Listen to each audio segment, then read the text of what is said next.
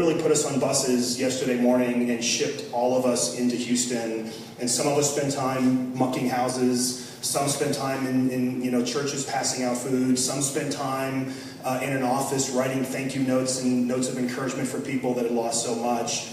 But it was a pretty impactful thing, and it was one of those moments where you're proud of the people that you're associated with, and that's one of the things that I like about KW. Honestly, it's one of the things that I like about FIBI. Like, I think the culture here that we're trying to build with FIBI is much the same. So if you're here, this is your first time, FIBI is all about giving back to each other, right? No one here, is well, maybe Joe's a little bit of a polished speaker, but for the most part, everyone here. I only speak English. I didn't say which language, Joe. But people come here to share their knowledge, share their information. Matt and I always talk about the fact that we've never made a penny through FIBI. However, most of our success we attribute through FIBI, right? It's the people that we've met through here, from investors that we've done a lot of things. We still got this thing on. Can we turn that? Is that good? Yeah. So a couple of things to share before we kind of launch into the panel. First of all, we part of how we keep the costs so low here, right? Because you guys had to pay what, $20, $25 to get in. We do have some sponsors that we want to say thank you to. UDirect has been a sponsor since day one. So if there's any questions you guys have on self-directed IRAs, UDirect, those guys do a tremendous amount of business. They're located down in Irvine, so they're local. New Western is a company that does a lot of wholesaling. They're good sponsors of ours. Farmers Insurance is a local, Jesse Navarro is a local agent who really specializes in doing a lot of real estate type of stuff. We've got Spira Woodward. Is anyone here from Spira Woodward? I know I got a call earlier today. I think someone is coming. They're a local firm, attorney firm that does specializes in real estate and business transactions. South Bay Tax and Financing, Kyle, which I guess we'll see him after October deadlines. Kyle's like an owl. He comes out in like January and February and then disappears, and he comes out for a few months in the summer and then he disappears again. And then Walker Dunlop is a commercial lender. So we're really appreciative of them. If any of you are looking for those kinds of resources, let us know. We also have a couple of sponsors for FIBI as a whole. Of course, Matt and I, our companies, both sponsor this. The Chase Law Group is another real estate firm based here in Manhattan Beach, and then More Financial is a private lender. So all of those companies have flyers in the back. If you're looking for those services, we recommend you talk to them. Tonight we are going to be talking about mobile home parks. We have been working on the rest of the year, and I think we've got everything booked for this year, right? So next month is the economic panel. So next month we're doing a panel. It's called the State of the Economy. It will be our biggest panel of the year. We've done this will be our 5th year, I think we've done this. It's once a year that if you're not following the economy on a daily basis, it's a great time to come and just get a perspective of individual investors, right? These aren't CNN talking head economists. These are just people that are all dealing with advising clients or investing their own money or investing clients' money. We've got 3 great panelists that are going to be talking next month. November it's going to be here. So the reason I'm saying that is this space, we have room for about 75 people. So once we get to about 80 RSVPs, we are going to cut it off and put it on a wait list. So I recommend, since you're here tonight, go ahead. If you're planning on being here in October, go ahead and RSVP, because once we get too many, we are going to have to cut it off because we're limited in space here. So thank you for pointing that out. What do we have in November? Jackie. We started working on next year in January. We're doing a panel on, right now the working title is The Green Opportunity, because as many of you know, January 1st, California has now made marijuana legal. What that looks like from an investing perspective is something that we're really curious about. We've got an attorney who specializes in the medical marijuana and just the marijuana field. We've got another panelist who is a business consultant and advises and evaluates the value of businesses. And we're still looking for our 3rd panelist, but we're going to do a panel on where is the opportunity in cannabis in California or elsewhere. Just because you smoke does not make you an expert in cannabis.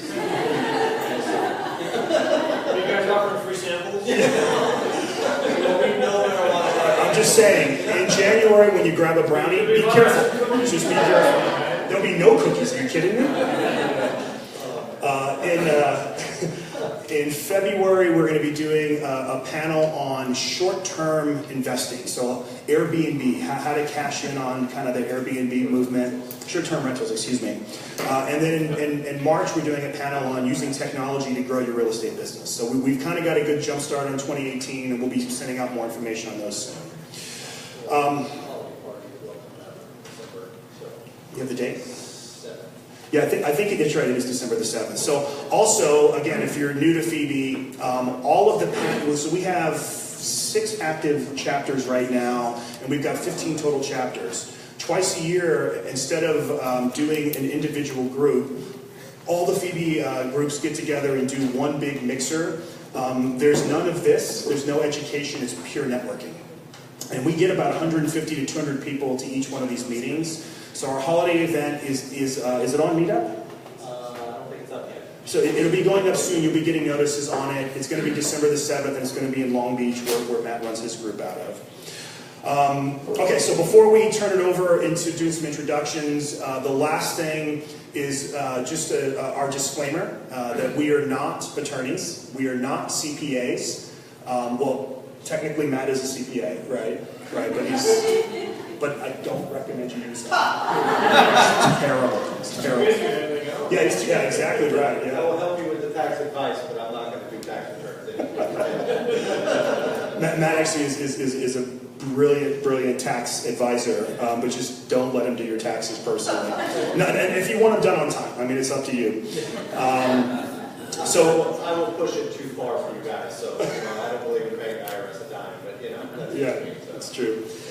So this is purely for informational purposes. We're here to give you our perspectives as professionals, as investors. If you've got specific questions about your situation, if you've got very specific questions about a deal that you're trying to put together, and you're looking for those kinds of referrals, let us know. We'd be happy to refer something to you. So with that, each of the panelists is going to do a quick little introduction here. Again, they're not here to sell you anything. It's more just to give you some information about their background. So as the course of the night goes through, you kind of have a good sense of who these guys are as investors and as people. And then the last thing I'll do is, we have some questions that we wrote, but this is meant to be, we want your questions as well. So if you have a question at any point in time, raise your hands, and we'll get to as many questions as we can. I just realized too that we got all men on the panel tonight. So can you dress up a little bit here so we have at least a little female element up here? This is kind of a bunch of that would bother me. frat boy panel up here. I did miss the leather shoe memo. This panel should be sponsored by Levi's. I think that would be better. These are the nicest jeans I own. Bryce. This is what successful real estate investors wear nowadays, because we pretend like we're wealthier than we really are. So. Thanks for having that, Matt. Appreciate it. Bryce, you use that as your intro. Go ahead. G'day, I'm Bryce, your Australian mobile home park mate. And when it comes to mobile home parks, I own, operate, syndicate, and educate. And I typically look for undervalued and poorly managed mobile home parks and turn them around. I'm kind of twofold. Locally around here, I do what we affectionately call Lonnie deals. I buy old mobile homes, fix them up, sell them, carry the paper on them. I'm also a mobile home park owner out of state. I look for undervalued parks, undermanaged, and try to improve value and create equity out of them. Hi everybody, I'm Joe. First off, I just want to say thanks for having me. I appreciate your invitation. By choice, I don't drive in traffic, but today driving here it sucked. So I hope you guys get the value by coming in. Thank you for taking time to come out and spend time with us. I want to tell you guys a little, give you a little praise. It's so hard to put together this meeting. So I run a meeting as well, and you guys, I get 3 or 4 emails a week by people saying, hey, can you come speak at your group, and we'll sell the boot camps and our courses of the magic secret of making real estate, and we'll do a revenue share model. And I always say no, because we only want to bring in value to the meeting.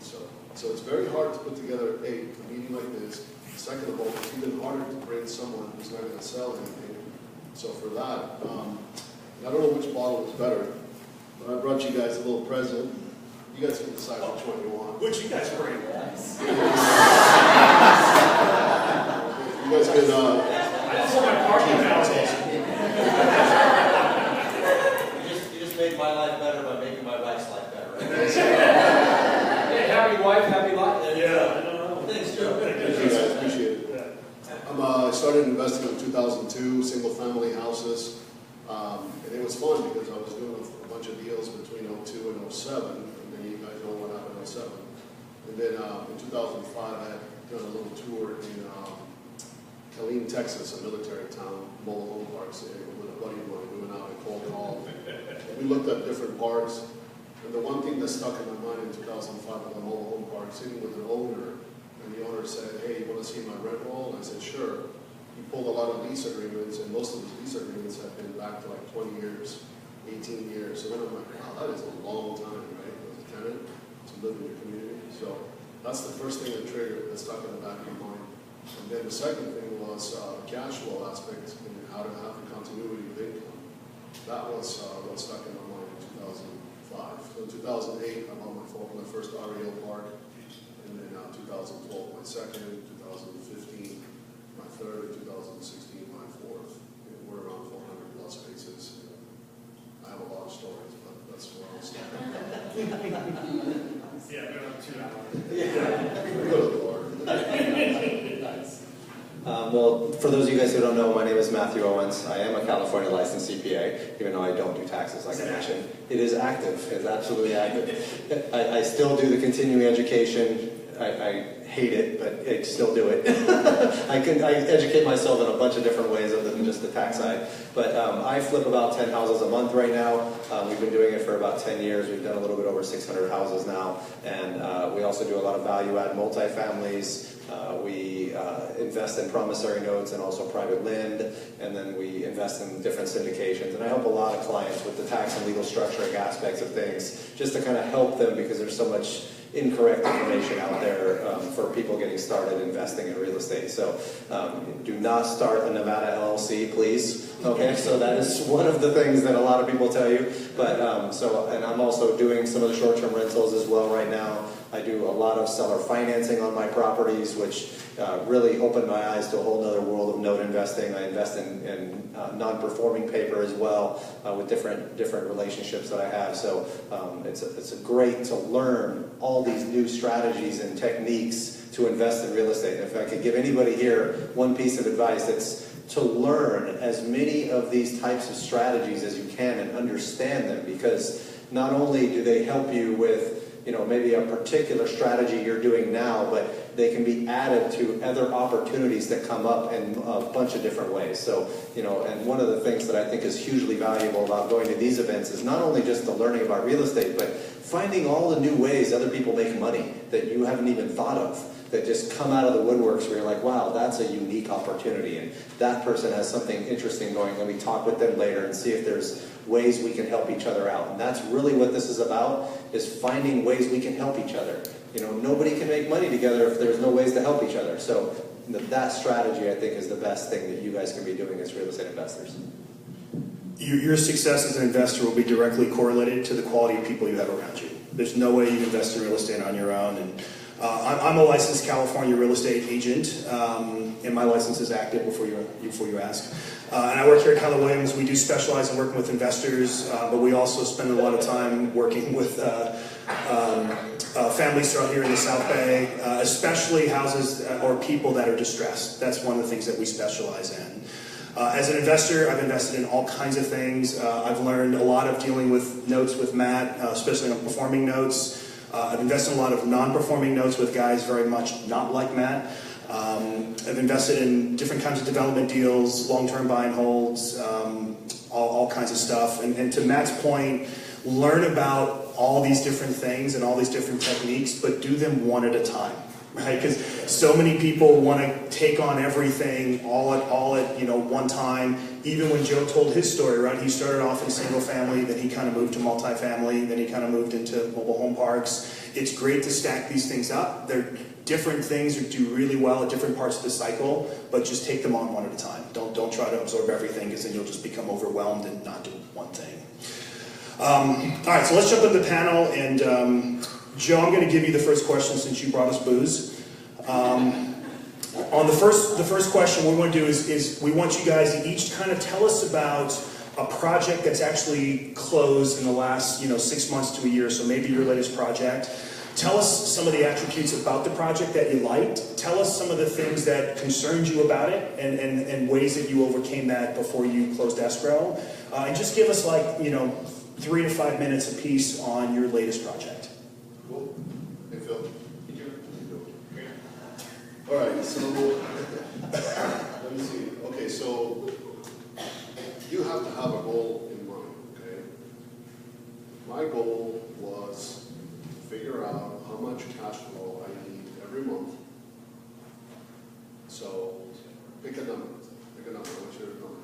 5, 10 grand a month, 7 grand? I mean, you really don't need 25 grand a month, right? Really, seriously.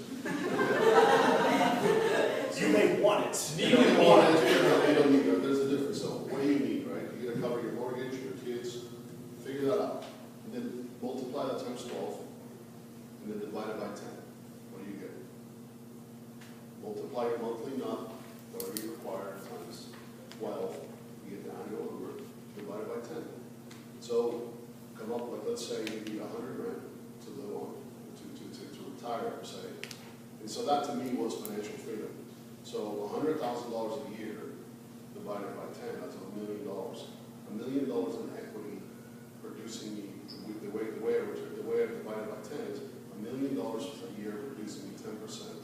So basically I just need an asset, one asset, or two, or whatever, equal, that it's free and clear, it's $1 million worth, producing me 10% a year income or return on my cash, on my investment.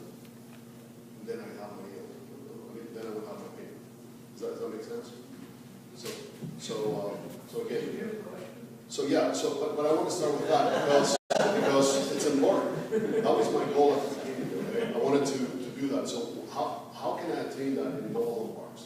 That was my thing. So I kind of backed my way in, but now I got to learn the asset class. I got to understand what's good, what's bad, and everything else. So that was my goal. Okay, I had my figure in mind, and then that was my vision, my goal. So you have to have something you're going to go for. Okay. My first park was a bank-owned park. It was a disaster. Had 141 spaces, 52 houses on it, paying $150 a month. Supposedly, if you do the math, I was supposed to be collecting $9,000 a month in income, but my water bill was $6,000 a month, and my actual collections were $4 grand a month. That was my one business. And then 2 weeks later, I get a letter from the city saying that they were going to rezone my property if I didn't comply with or fix a lot of all the violations that were out of code. So here I was. So my first year in the business, I didn't do anything because I didn't know anything. I knew about I knew about stuff that I'd done before, but this was a very new thing. So I made a lot of mistakes in my first year. And then going forward, I kind of learned it, and then I learned that, okay, if I bring in a lot of homes into my mobile home park, I'm going to increase the value of the income. And that's what turnaround is. You want to turn around, it's like a fixer-up. So I brought in the course of the next 2.5 to 3 years, maybe about 70 houses to that particular park. So we brought the value, we went the income from about $4 grand a month to about $40 grand a month. But it took some time.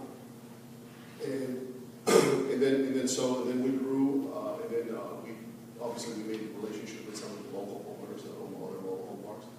So we bought our next properties there. We bought economies of scale, same area, and we bought 2 more from 2 different owners at different times.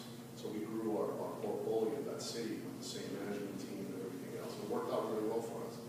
So that put us like close to 300 spaces in that town, which was really profitable at that point. One other thing I did learn is that in my first, I have good news and bad news for you guys, okay?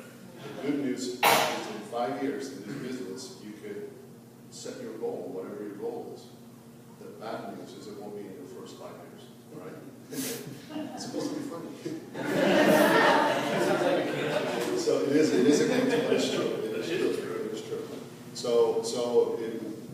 So that's been my experience. Now what I have going, and I took that portfolio, then we bought another park, and that was a really crazy purchase, but that was in Wyoming. But this one's already in Kansas. And what I'm doing now is I'm selling them, and because the market's so hot right now, it's so hard to find a good deal. And so the cap rates, you guys know what a cap rate is? So the cap rates have gone down tremendously, and obviously that spikes the prices quite high. And my portfolio's like, I got an incredible buyer right now. We're in escrow. I don't want to jinx it, but what we're doing is we're doing some sort of horse trading. It's kind of a cool deal, actually. He's got a few other parks, and he's got a couple parks that he wants to exchange. My gain, that little park that I first bought, I picked it up for $350 grand. No wonder they gave it to me. It had $6,000 water bill, right? So we're in escrow at 2.4 right now, but it took a lot of work and a long time. So what we're doing on that is the deal is the buyer's he's gonna exchange 2 of his properties into my acquisition, into his acquisition, into our portfolio, and then I'm gonna exchange also into his, right? So we're gonna do a little horse trading, and one of his properties that we're gonna exchange into, he's free and clear. So he's gonna use that as an equity down payment to go into our deal, which is pretty cool if you think about it. So he doesn't have to write a check, so we're just trading. So my end goal with this deal, if it goes through, if it doesn't go through, I'll be a little sad, but I'm still having the properties. They're doing great. If it doesn't go through, if it does go through, then my exchange is going to pay 2 properties free and clear with the equity I built. Instead of paying taxes like Matt's saying, we're exchanging it to those 2 free and clear. And then I'm going to hit my goal. At that point, I'm going to hit the goal that I started with some time ago, which was a long time ago, actually 2008. So that's my end goal. Is that? Are you guys confused? A little bit? No? I'm good. Sorry. You gotta get another beer. So anyway, that's kind of what I'm working on right now. So if I confused you, I'm sorry. Just look at questions. Hey, I've got a quick question on that one. You bought that for $350, I did. and now it's under contract for $2.4 million. How much did you put into it? Oh, we raised, I'm probably into it, in all properties. Well, I'm into it for probably $1 million bucks. That's cool. You're Nice. getting rid of Nice. 1.4 million capital gains in order Right. to just changing it to something else. Exactly. And are the other 2 parks, are they value add plays, or they're The also? other 2 parks, the second park was a total turnkey project. There was 74 spaces with 70 houses already on their paying rent. Ernie was the owner. He had lease backs going back from 1997. I mean, we still have tenants there that have been there forever. That was That's pretty amazing. The tenant retention of that period of time, that's unbelievable. Amazing. The third one was a really good buy too. But I think there's another question later about mistakes, and I can tell you 10 of those. But anyway, It takes all night. Yeah. Tim, tell us what you've been working on recently. I do a little glass aerobics every division. I guess my most recent one, that maybe is irrelevant, is I was buying a small park. The owner could not verify the rents. She claimed that they were, for rough numbers, $10,000 a month, and for as long as time could show, she'd only got about $5,000 worth of deposits in the bank. And I was a little skeptical. I said, well, that sounds great. You're willing to certify a rent roll, which doesn't mean anything. So how do I make sure that I'm protected by this? So I came up with a strategy, and I said, okay, it was a seller carryback finance situation. I said, so for $10,000, if 30% of those people don't pay the rent, there's a 30% loss of what you're claiming your rent roll is in the months that I close, then I take 30% off of the note that I'm paying you. And you eat that interest, but I get full credit for the principal payment. And she kicked back a little bit on it, and I said, okay, we'll put a 6 months on it. So after 6 months, I can straighten out pretty much any problem. But it was just a way of saying, look, if you expect me to trust you, then you have to trust me. Because if you're asking me to take the risk that you say that you get this rent, but you have no verifiable income or way to verify this rent came in, then you're going to share the risk with me. She pushed back, but eventually bought off on it. And there's always some eviction, some default. I haven't had to actually invoke the clause and come back after it, but at least that was a way for me to protect myself. That if she said, well, I'm getting $10,000 a month, and also going to collect, it's like, ooh, $5,000 doesn't pay rent, well, then your note payment is cut in half until I resolve the problem. Was she That's saying my most recent. was she saying it was coming in cash? Was that where the discrepancy was? She said it was coming in cash. Right. If you ever get the mobile But home was park, it coming if in you get cash? to a mobile home park world, you'll realize the manager is usually, hit National Bank. So even in the few months during 60 days of due diligence, she still didn't have the smarts to like shove cash into the bank to show deposits. It was still about 55% of her claimed rent roll was actually being deposited, and all the deposit went cash. This is where I know where the money's going. this is where financial education is going. I know exactly where the money's going, right in the manager's pocket. So that's my most recent experience. Interesting. Bryce. Cool. Yeah, I'll talk about a park that I'm actually closing on right now, and this one was advertised as a 190 space park, and with 144 occupied spaces, and then the remainder of those spaces were basically ready to go. All you got to do is bring your home in on them.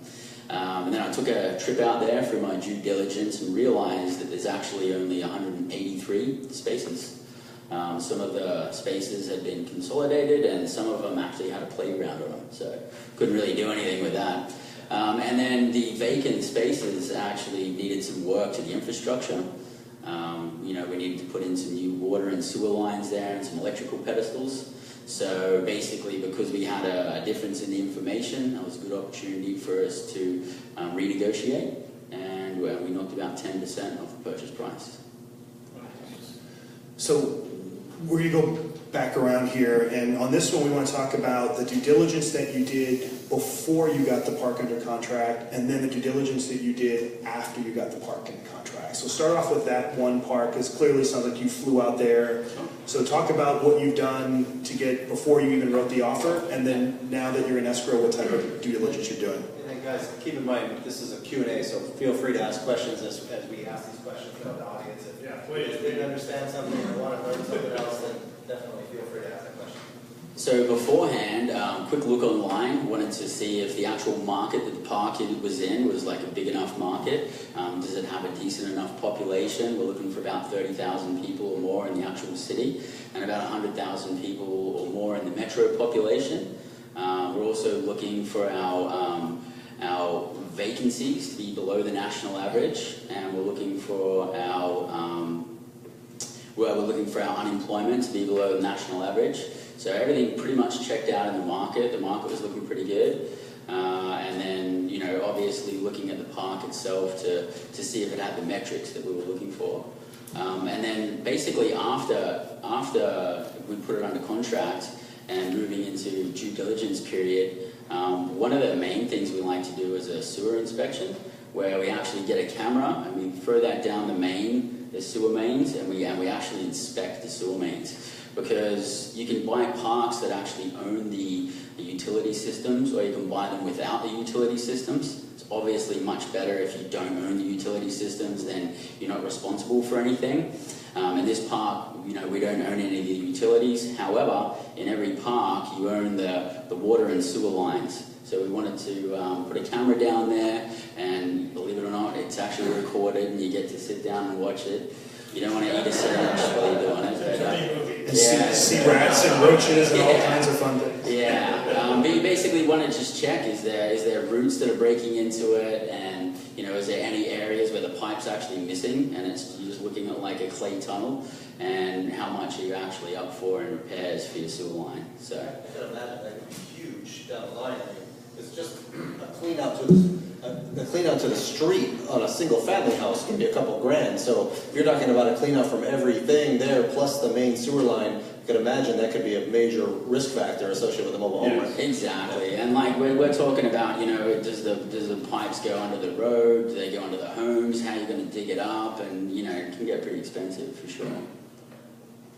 Bryce, how many people are you looking for population? 30,000 or more in city population, and then 100,000 or more in metro population. They're the minimums. Do you guys look for similar stuff, or do you guys what is your thoughts on those? I've started looking at something that is, I prefer something where it's the county seat, and because the county seat is going to have quite often universities, they're going to have hospitals, medical facilities, airports, quite often military facilities. Those type of locations are probably not going out of business. You know, I mean, you can get a great deal on a killer town in Iowa, 15,000 people with a pick and chicken plant. And all of a sudden they close, you know, Tyson closes the pick and chicken plant, and now the town empties. And so I try to look for something that has got a county seat, because that's going to have education, government, it's going to have a more stable basis. It may not fluctuate and go up and down a lot, but it's going to be a lot more stable over time. That's just what I would think there's a lot more mobile home parks in places that are more rural with less population than bigger cities. Did you find that as well, or? You know, yes and no. Over time, I mean, it's an interesting history of mobile home parks, but they basically started back in literally the 40s. And over time, they were trailer parks where people would go and travel to. Back in the day, the rich people had big cars, and they towed trailers with them. It was way before Motel 6 and all the interstate system. And so they started building trailer parks where these people would go and stay, and they were really nice. And then over time, they just evolved into mobile home parks, and the homes got bigger and became more permanent. But a lot of times, you look in Southern California, they're built by the river. They're built under the power lines. They're built in places back in the 50s where people weren't buying property to build single families. And of course, now as things expand around them, they become extremely expensive properties. I mean, you can look in Austin, Texas, as an example, where mobile home parks in Colorado and places where they become extremely expensive pieces of property, but they didn't start that way. They were on the outskirts, but the city built around them. I just like you said, something with a larger population base, not necessarily the town, but a metro. You don't want something out in the middle of nowhere, but something that's within 40, 50 miles of a good metro. I like the county seat. You know, that's my due diligence before I start looking at parks. When I actually look at a park and try to get it under contract, one of the first things I'll do is just see, A, is it permitted, is it legal? I will call around the local parks and find out try to get an idea what the vacancy rate is on that. How open are other parks to telling you that kind of information? You know, if y'all just come with kind of a little draw like this and say, my dad's looking for a place to move his trailer, I was wondering how many vacancies you got. I'm an investor from Southern California, and I'm just really curious about buying this park and what kind of vacancy you have. Do you make a call from your boat in Catalina? Yes, I did. Yeah. I got to get the kids out the paddleboards first, so it's quiet at the fly bridge. See, that is an investor trick right there. That is change your accent, you know? Yeah. Well, yeah, big California, they're like idiots with too much money, or one of the first things I'll do, maybe prior to putting the park on contract, I'll have a Craigslist ad, and I'll just say, I'll list the school district and the general area that it's in. I've got 2- and 3-bedroom homes for $600-700, I think, the rent plus the camera home, and see what kind of response I get. A lot of times, if you're dealing with places that are out of your local area, you'll find out that it's right outside a metropolitan area with a great school district, and your phone blows up. And you also might find out that your phone doesn't blow up. Maybe I've got to take a look at what I'm looking at. You can do today probably a lot of your due diligence before you have to leave your house. And you're not going to spend much money. It's your time. It's money before you go out there. You do need to go out, and you need to have someone look at the electrical. And you got someone run a camera to the sewer. You need a phase 1 environmental. But you can do a ton of your research really before you go out and visit a park. And even before you put it under contract, you can research a metropolitan area that you're interested in. I mean, if you're in Southern California and you don't want to fly to Maine to look at your park, well, then look at something in the Midwest. If you don't like the snow, look at something in the Southwest. Kind of decide what you want to go to and do that due diligence before you actually start looking. And that was going to be my question. Like for you, do you want to do all that due diligence before you fly out? Or do you not want to spend all that time for something you don't have under contract, right? Like from your perspective, where is your time better spent? It's kind of twofold. I guess I would probably target an area you want to go. I mean, some people are broad. They're like, I don't care where it is. I don't care where the park is if it makes sense. Me personally, I don't like flying that much. I try to stay within an hour or so flying at my properties for the most part that I own in Tucson. So I can get on a plane and be on the ground in my rental car at 11 o'clock in the morning. I don't like the cold. I don't like dealing with the stuff in the cold. But by the way, you can be there at 9 if you want to get up earlier. A lot of times Southwest doesn't fly. I'd go earlier if I could. So I would probably target an area that you're looking at, that you're comfortable going to, and then find the county seat where, you know, all the infrastructure I talked about was, and all the population base, and the consistency of employment.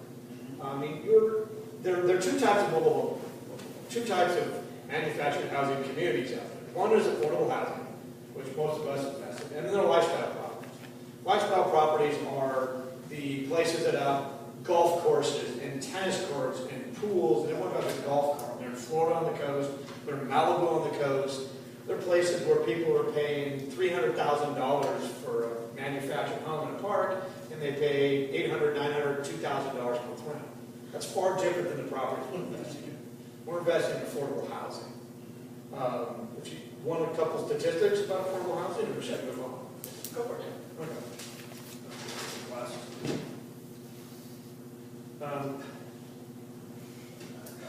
So, it's getting old thing.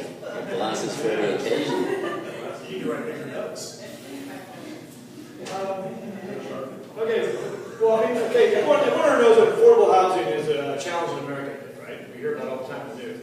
I mean, 1 in 8 Americans live below the poverty line, which is essentially a family of 4 is about $24,000 a year. Okay, the average single-family residence in America is $2,000. The average rent for a 2-bedroom, 1-bath is $1,700. I'm sorry, $1,170. 1/3 of households earn $30,000 or less for total household income. It's not hard to do the math to figure out what they can afford, right? Okay, 50% of new jobs created since 2007 are $10 an hour or less. 50%. So there's all this great job creation. They're minimum wage jobs. Okay, who knows what the fastest growing industry in America is for employment? Fast food. That's our contribution to the world, is that we are the fastest growing employer. The drive-through? That's what we're I don't doing? want to, I'd probably drive food. I'd say Bryce, you 50% of the jobs in America are fast food. And you're getting a $10 an hour house. Right? I mean, essentially, the household income in America has been on a downward spiral since the 70s. So as things go down, so people, you're talking $30,000 a year in income. These people have $600 or $700 a month to spend on housing. Can they afford an $1,100 apartment? Can they afford a $200,000 single family? Okay, so mobile home parks are the solution for these people. I can provide a clean home that's a 2-bedroom, 2-bath, 2-bedroom, 1-bath, 3-bedroom, 2-bath, whatever it is, for $600, $700 a month. Maybe $800 a month for space rent and payment on the home. And they're building equity in something that they're buying. I don't know anywhere else in America the statistics add up to make sense to them.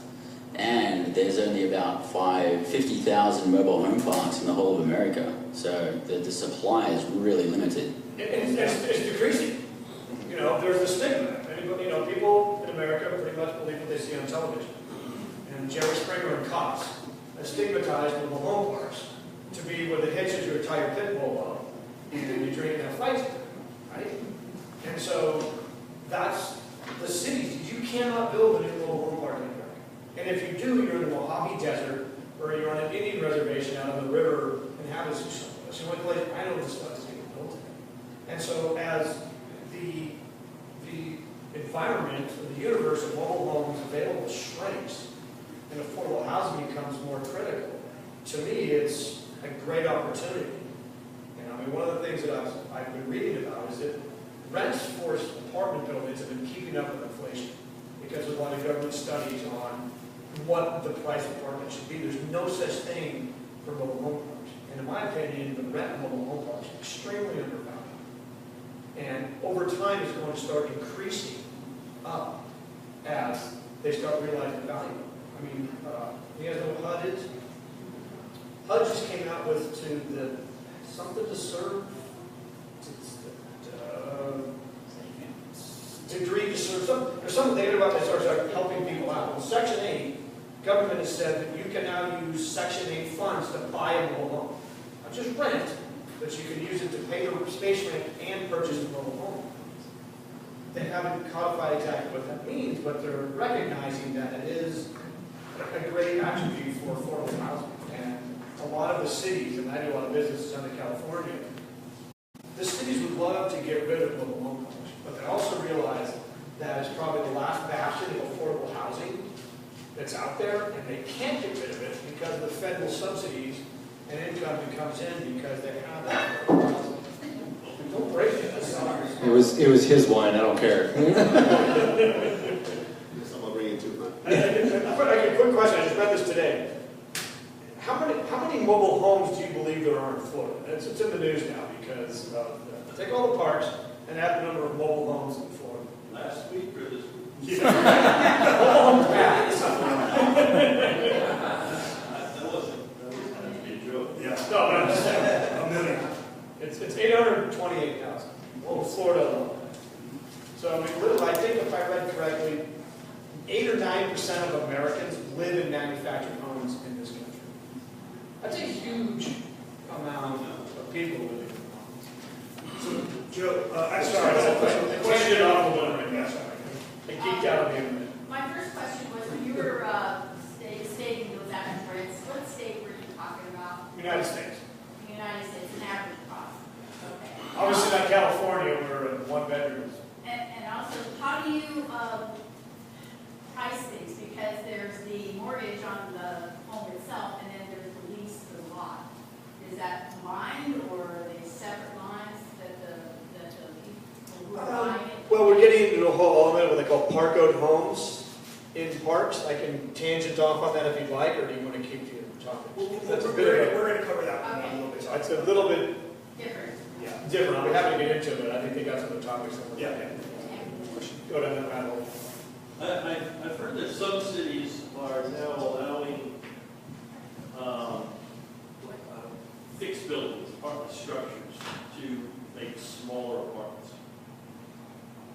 How might that affect you? You know what I'm talking about? Like tiny homes. But yeah, it's like the type of home. They're putting people like in San Francisco into closets, basically, or smaller apartments. Turning it onto the west side of The New York. regulations say this space is only allowed for 30 apartments. Now they're changing that, okay, now it's allowed 42. I think one of the differences there is that people that would live in that kind of scenario don't get their own yard. They have to share walls with other people. They don't actually get to own their home. And that's one of the advantages of being in a mobile home park. You own your home, pride of ownership. You've got some equity there. You've got a backyard where your kids can run around. No one's running above you or beside you, banging the walls. And so I don't really see that as being much of a competition. And there's just so much, the supply and demand with mobile home parks is kind of crazy. So I also have to imagine an area that's that dense like San Francisco, they're probably not going to cut the rent. They're just going to add more units. So the rent's still going to be $4,000 or $5,000 a month for your 800 square foot apartment, which is completely different than the rents these guys are dealing with. So I don't know if that'll have an impact or not as well. to give you a metric, I mean, we're probably looking at around about $300 a month in space rent, maybe $300-400 a month. Yeah, so it's really cheap living. Go ahead. Inexpensive, not cheap. Right. It's affordable. That's like wine. It's not cheap, but it's inexpensive. So forgive me for being a little naive, but I'm just new to the idea of the mobile home park as an investment, which seems to me, it seems like a great idea because that's why there's so many that are involved in it.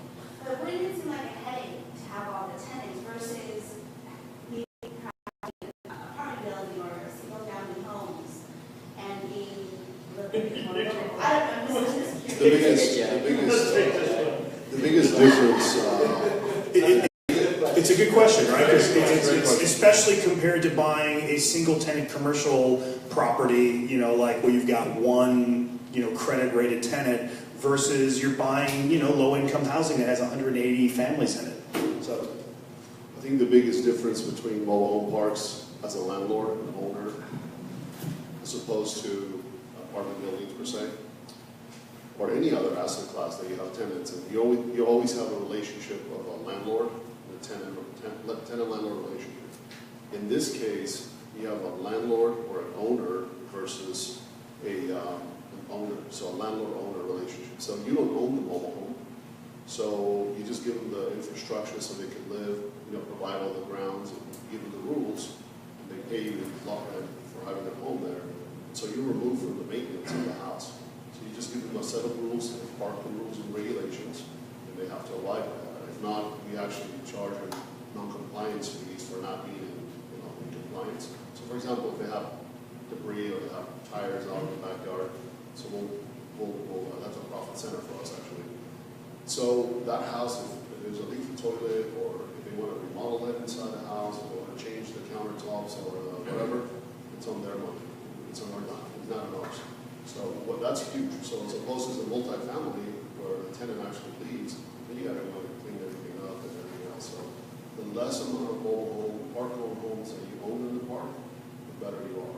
Yeah, because there's parks that will own the mobile home as well as the land, and there's parks that just own the land. And I do a lot of single families and multis, and you have the 3 T's: tenants, termites, and toilets. In mobile homes, you have 1 T: the tenants, and they're really owners in that case. I mean, really, the simplest way I explain to people is I rent a parking spot and utility hookups.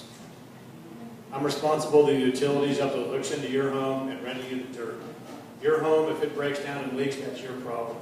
If you own a multifamily place, I'm responsible for light bulbs, toilets, and everything else. I rent dirt utility hookups. Question? What about eviction?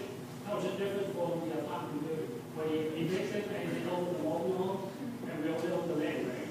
How that different? Okay, so when you evict somebody in a mobile home park, if they're not going to pay up, basically they forfeit their house essentially. So we end up keeping the house because if they don't have the money to pay the eviction fees and actually pay up to date, then they don't have the money to actually move the home either, because it costs about $4,000 to $7,000 to move a home. So basically, when we evict somebody, the home stays there, they move on. We end up getting title of the home, we rehab it, and then we sell it. So that's basically how it works. Sell it or rent it out? We would prefer to sell it, for sure, absolutely, because we don't want any park-owned homes. We just spoke about that then. But not everybody can buy a mobile home, so sometimes we'll put them on a home ownership program. Let's say you owe $50,000 and you sold it for $100,000, you have to give them back that thing? They owed $50,000? Yeah, let's say you owe you rent. No, we evict them before they owe anywhere near that. No, it's hard to go back. No. We've chased a couple guys on court. What about the loan on the home? Because they defaulted on the loan. Usually, if you evict, you have to pay the bank back. No, so if there's a loan on the house, there's only a handful, like less than a handful of lenders that would actually do third-party financing to the owners, right, to the people who live there.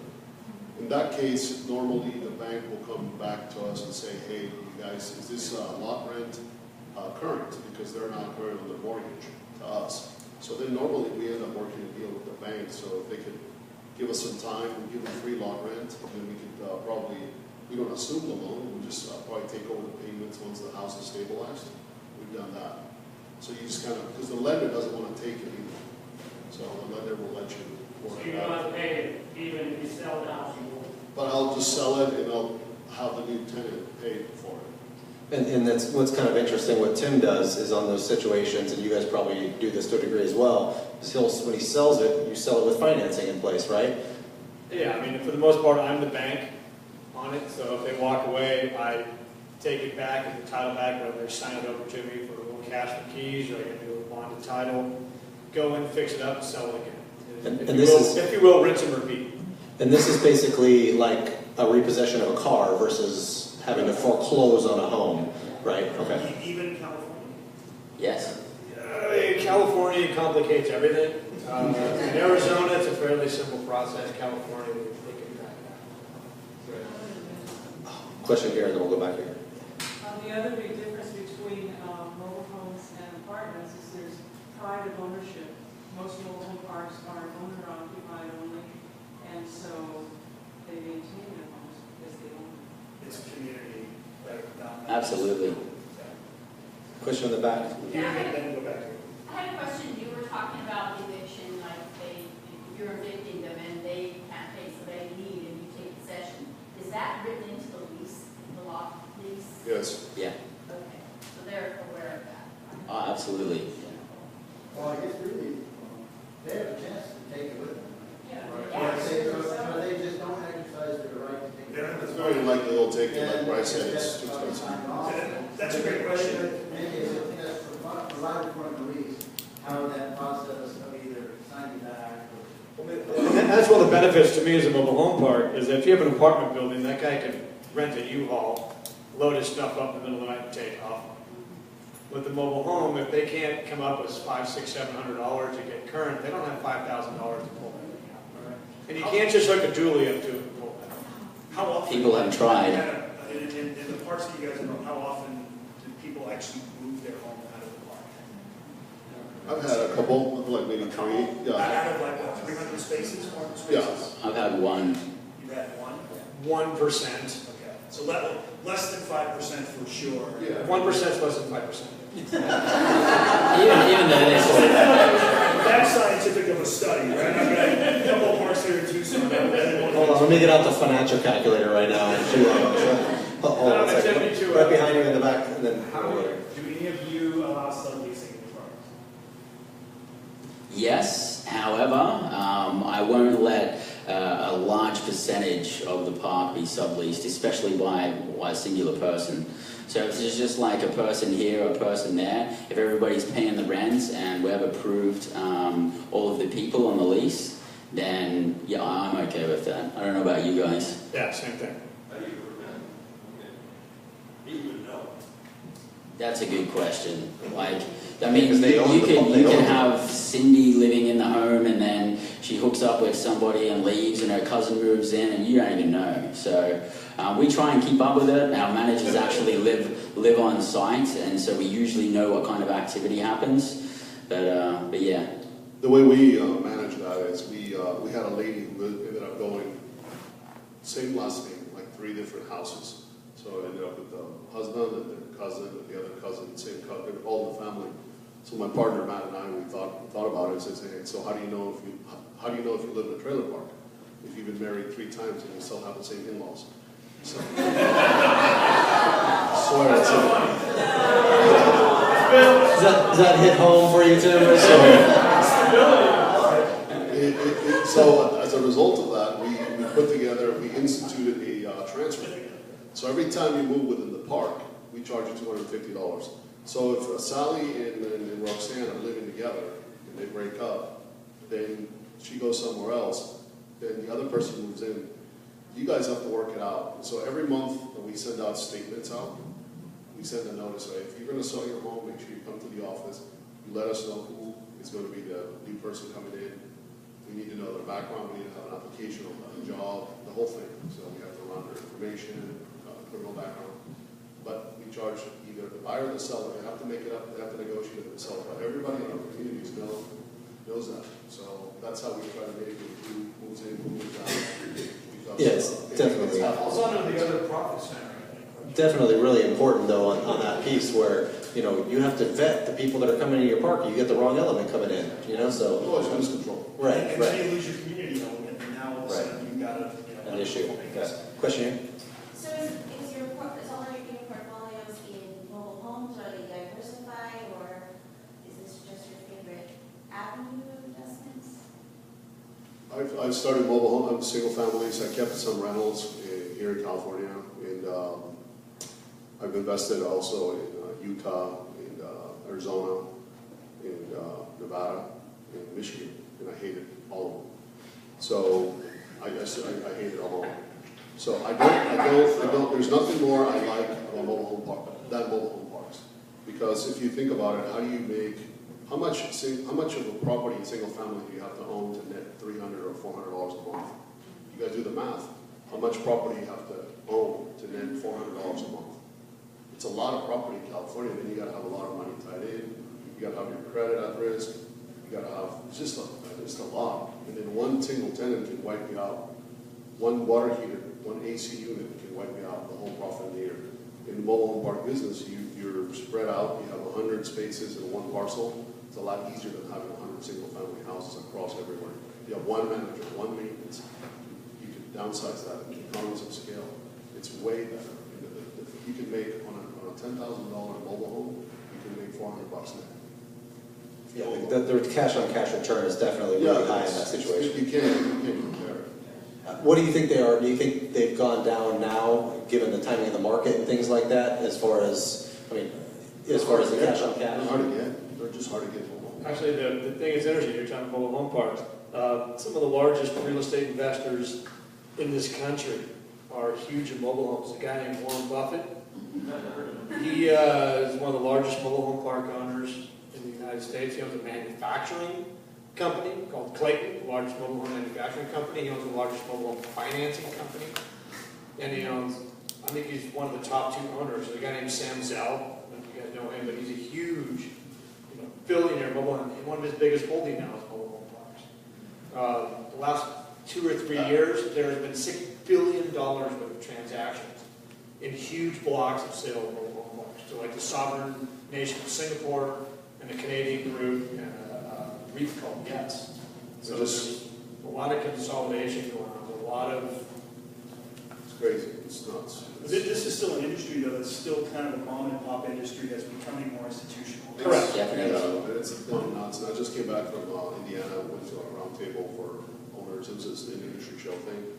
So over 60% of the manufacturing houses that are being built right now are going into mobile home parks. The industry is going, just going bananas. It's going crazy.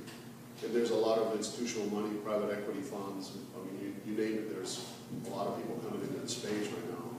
I think if you haven't been in the space in the last at least 5 years, I think it's like you're at the tail end. So it's a good time to sell right now.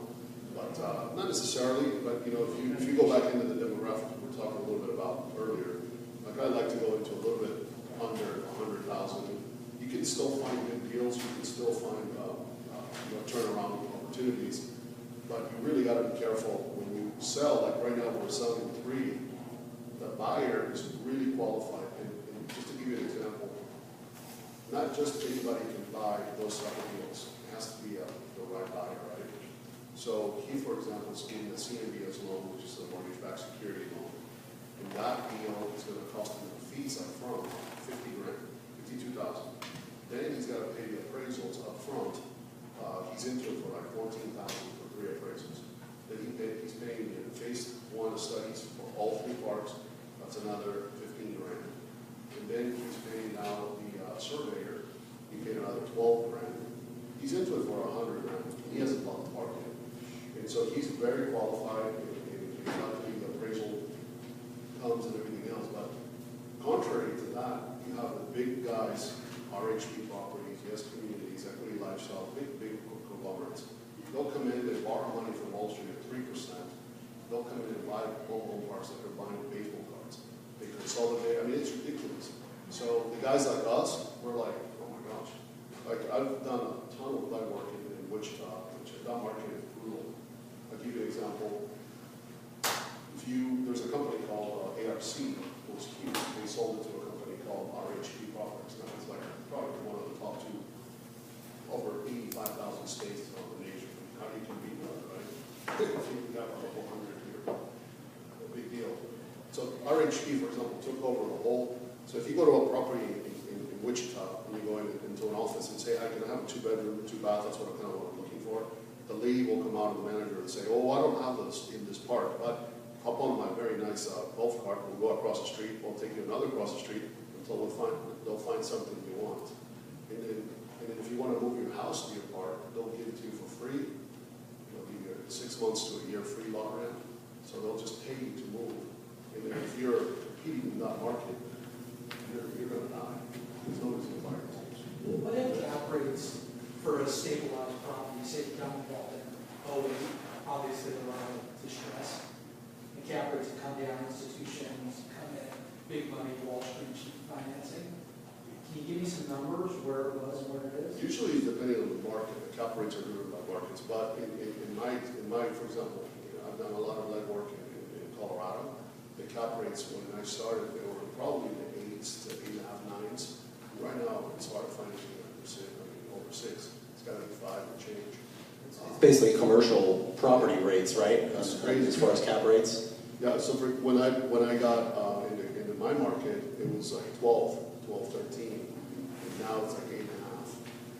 So buyers have become really aware of it too, because all the newcomers, all the people that take boot camps, they will call you. I get calls 3 times a month. Hey, how are you? But I have probably a voicemail with it from Sunstone. It's a group that was trying to buy. Everybody's trying to buy. It's just inventory is really driving. Question over here. Yes. Does it ever make any sense to invest in a park in California? Or if not, why not? I've got one in California, so before you guys say no, I would typically say no because the numbers don't really pan out, but I was lucky enough to get a 12 cap in California a couple of years ago. So, sorry? Probably like a 7. No, I actually bought a 12 cap in California, that's what I'm saying, 2 years ago, yeah. Yeah, now it's, we're actually refinancing that right now, and it's about a 7, that's correct. What market's in it? That's in Ridgecrest in Kern County, yeah. Well, I mean, I have something to say about cap rates. A lot of people focus on cap rates. Interest rates are very low right now, and I don't see them rising significantly at any point in the future because the government just can't afford to pay the debt. So to me, when I look at a park, I look at what is my spread between my cost of money and my cap rate. And I'm always looking for at least a minimum of a 3-point spread. So if I can get money at 4% and it's a 7 cap rate, I'm happier it can be. If my money's 7%, I need a 10 cap rate. So I think instead of focusing on cap rate, we need to look on the spread of your cost of money to your cap rate. Because that's far more important than a cap rate. Does that make sense? Or I just... Yeah. Are there any other reasons why you wouldn't want to be in California? The evictions take ages. Like the quickest I can evict somebody is usually 3 months, but it can take 6 months if people dispute. And then there are also a lot of areas that have rent control, but really the main thing is the high cap rates and the tenant favorable laws. Are they governed by the tenant landlord laws in California? Is it tenant? It's a mobile home park residency law. Social state of California different. makes it very hard to fix. Gotcha. Any other bad states? Sorry? Any other bad states? Bad states, probably New York and Florida is kind of almost there as well. I think Seattle or in the Washington area, I would think is probably the same. Let's go here and we'll go here. So other than the competition of getting in, once you're actually in the property, what's your biggest risk or your biggest expense at that point? I think the 2 biggest risks that you would actually have in a mobile home park is 1, owning the utility system. I think we'd agree that's probably the biggest risk because say you own an electrical system and the system fails, that's coming out of your pocket. So the utility systems and owning those, that's a big risk. And the second one is owning park-owned homes because you're responsible for all those repairs until you don't own them anymore. So if you have a park with 100 spaces and 50 park-owned homes, well, you have to repair those 50 homes when someone moves and trashes them. How about evictions? Is there like a high eviction rate because of the tenant pool that you're dealing with? I don't think it's too bad. To be honest with you, I think tenants usually stick around, don't they?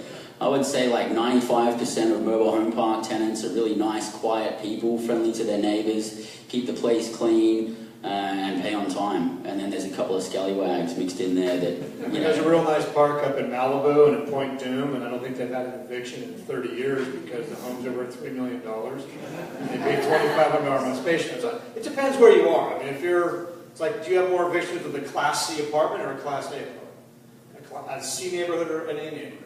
I mean, it really kind of mirrors the neighborhood that you're in. It's really hard to categorize them in general. It's less than 5% though, I would say. It's definitely less than a I want to talk about your question real quick because it's something important about if you underestimate your capital expenditures, you could be toast. One of the biggest risks of owning a park.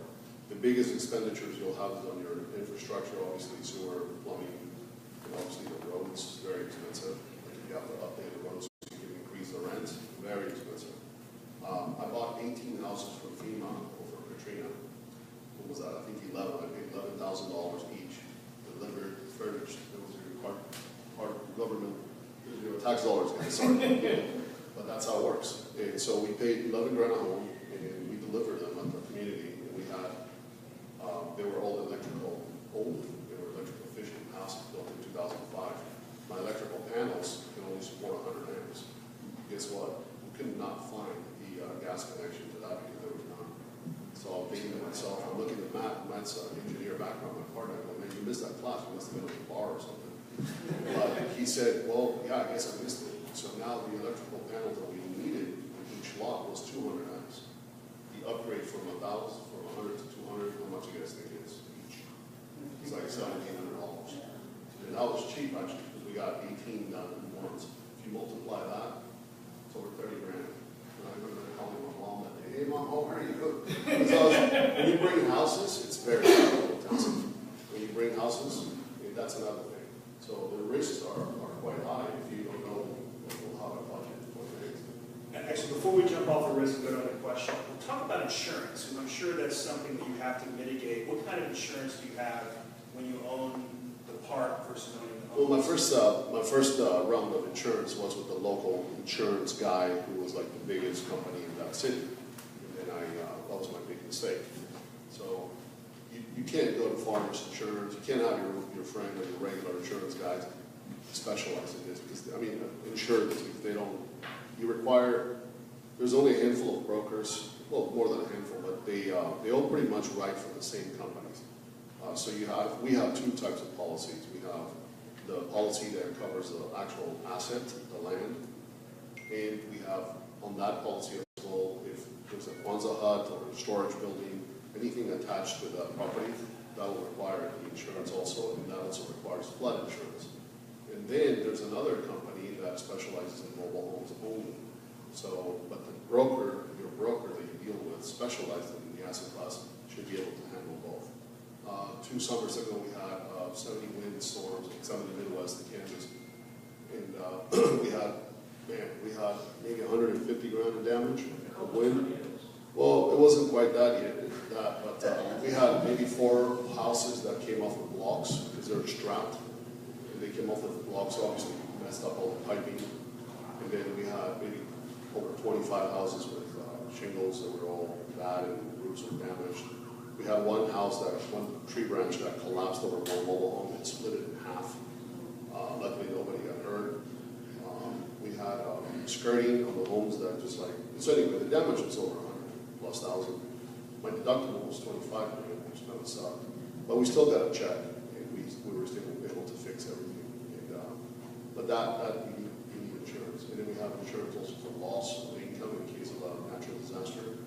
And the loss of income is they'll replenish the income while you're fixing the home. So if you lost, let's say, 10 houses, and you bring in one, they'll pay you for 9. You bring in another, they'll pay you for 8. So it's that type of arrangement. What kind of general liability limits do you guys put in place typically? I typically get about $1 million for general liability for like a 100 space, a 200 space park, and then $2 million aggregate, but a $5 million umbrella. And then we also want to insure our drivers, any managers or anybody that's like driving. We want to have about $1 million insurance for that. And then we want to have E&O insurance for our property management company. Right. Yeah, I mean, a lot of it you've got infrastructure, yeah, and then you've got liability, and then the other one is just loss of income. And then you've got, the employees, the theft, and the automotive and stuff like that. But the 3 big ones are loss of income, infrastructure, and liability. So, and the more parks you own, you can do a blanket policy, and you can tend to bring down as economy of scale. I mean, I've been surprised. I've been able to bring down my insurance costs 60% from when I bought the parks, what they were per unit. Well, just aggregate for all parks. Right, that's what I'm saying, but on a per unit cost, yeah, more, that's what you get. Yeah, you can. It's really rather inexpensive when you look at the cost you have. Right. But we do the same thing on our single family homes because we do so many. We're able to go and put them all together, no vacancy coverage issues and stuff like that. It's all in one big blanket policy that really reduces cost substantially when you do it that way.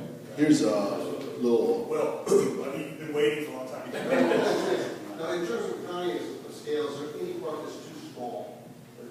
Yeah, I mean, you don't want to buy, usually, if, you don't want to buy something that's 10 spaces, 30 spaces, 40 spaces, that's just, you gotta, I mean, you gotta buy something that it's at least 75 spaces plus. Then just getting started. Yeah, because, okay, what happens is you're gonna have to have that property produce enough income so you can have somebody manage it for you.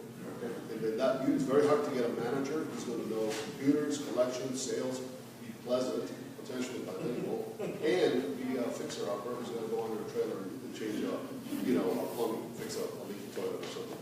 You won't find that person. So you're gonna have to have a person who has some management skills, people skills, and you're gonna have to have a handy guy go around and service the calls. For that, you're gonna need about 75 spaces, I think. Unless you don't have any debt and your cost of capital is zero, then yeah, you can probably afford a smaller community. But I think that would be. We didn't really start making money until we had maybe 250 plus spaces, friendly, because it was two of us. You just need, but we also had debt. In your case, if you just want to, let's say, pay for something that's smaller, you could actually have something that is 25, 30, 40 spaces. It's a decent little property. I would personally say don't go below 25. I personally don't have anything below 40, but if you get below 25, then if you have one or two tenants that don't pay rent, there goes your cash flow. So, but if you're in the 40 spaces or above, there's a lot more wiggle room. You can have 10% delinquencies and you'd still be fine. I guess my legal background would say it depends. It's all in the numbers. If you've got 10 spaces on the beach in Malibu, you're golden. If you've got 10 spaces in Alabama and $100 a month rent, you're screwed. So it really comes down to the numbers, what you think your cost of management is, cost of travel, and going and seeing the park. So it really is, it depends. I mean, if you could find a 10-space park in Carson or Gardena or Torrance that makes perfect sense to you and you get a great deal on it, it can be just fine. If it's in Wyoming, it's probably not going to work for you. So I don't look at the number of spaces specifically. I look at what my NOI is, and then my anticipated cost of having to interfere with that parcel. Yeah, and we have a park in Cheyenne, Wyoming right now, and so we're already established that we have management.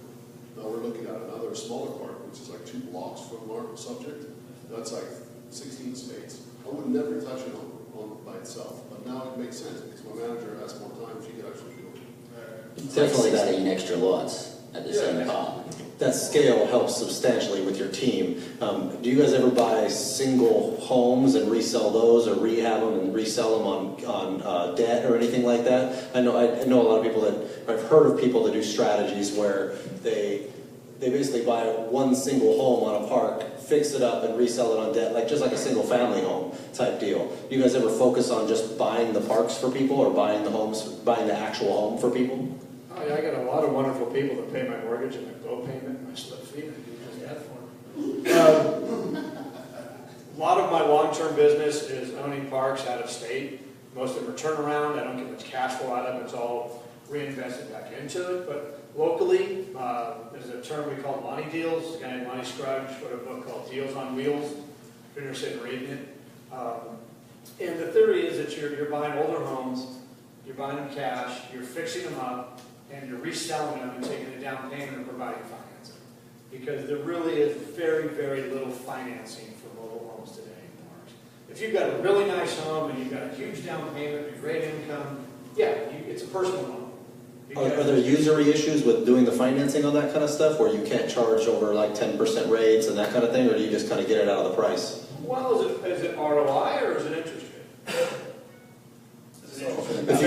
My interest rates are basically 2/3 of what a normal lender of mobile homes would do. I'm way below market. Okay. Question back here. What is the average retail price for one of these manufactured homes? Like, say, for instance, 3-bedroom, 5,000 square feet. And also, can you put one of these, what is the average lifespan for these manufactured homes? And also, would you be able to put one of these, in a residential area? Like, say, you don't want to build, pay the $150 per foot for a regular, Put it in someone's like backyard or something. unincorporated Riverside, you can put it in wherever you want to. You're not going to bring one into Hermosa Beach or Torrance or Redondo. Although manufactured homes is becoming a huge trend because some manufactured homes now is really sophisticated, and so you can do that, but it's not going to look like a trailer park. It's going to look more like a contemporary house. I think if you put a manufactured house on a permanent foundation, it'll actually qualify for traditional financing. And do you know what approximate price?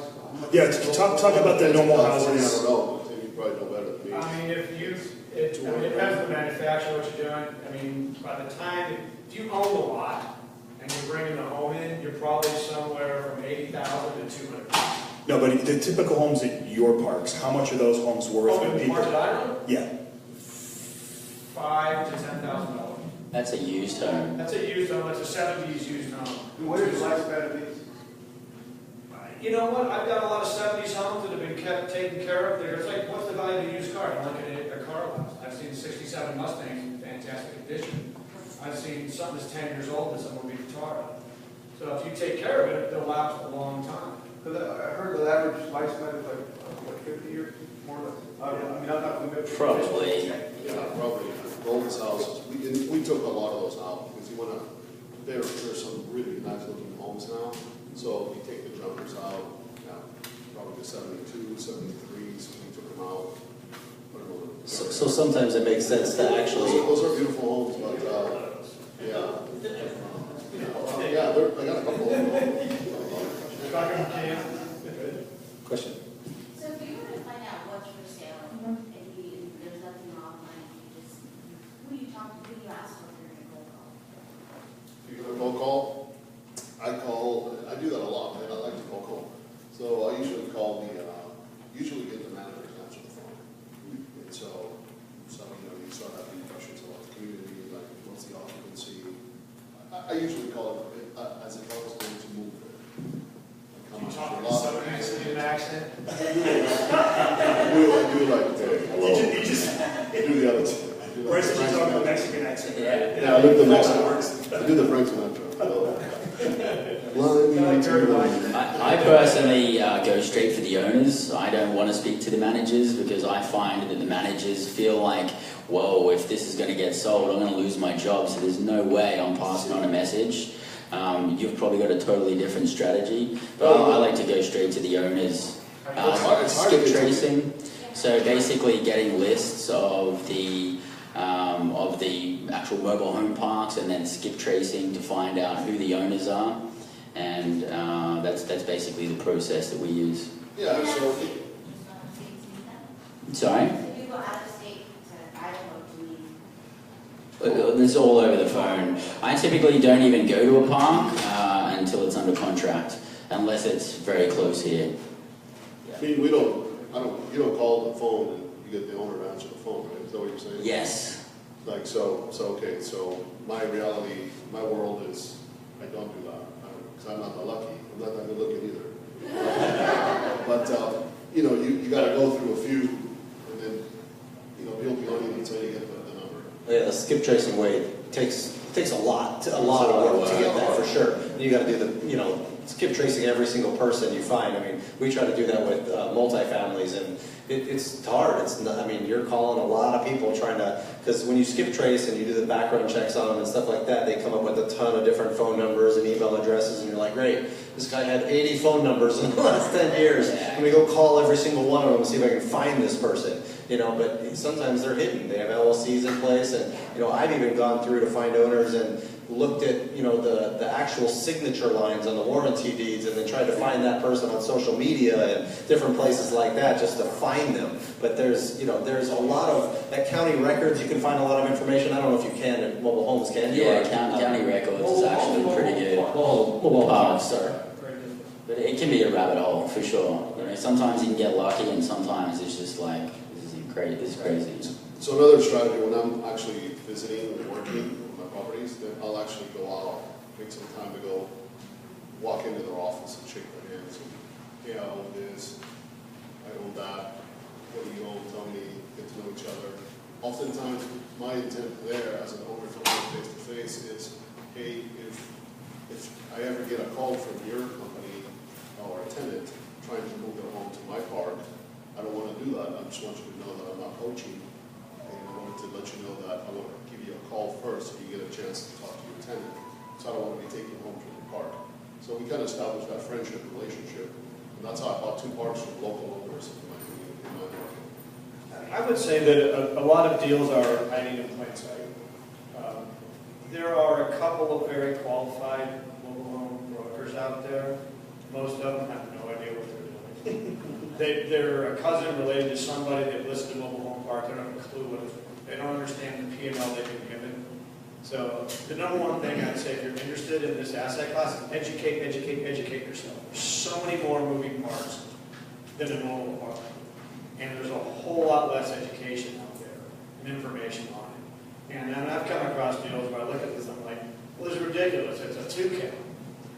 And you realize that they've got 3 maintenance people making $60,000 a year on a 60-space park. Managers making $100,000 a year. And if you sit and apply the butts and seats times the space rent and give it an expense factor, and you're like, this is a 10 count. But the number you look at it, the way it's advertised, it looks like crap. You know, I mean, one of my mentors has always said, you know, opportunities are found, deals are created. Look at an opportunity, dig in, take a look at it, make an offer, see if you can create a deal out of it, create seller financing. If I can get really good seller financing, I'll whale it. Because the seller financing is very, very important to me. Because I can go back and get more bites at that apple over the period of that 15-year financing. It's far more valuable than just the face value.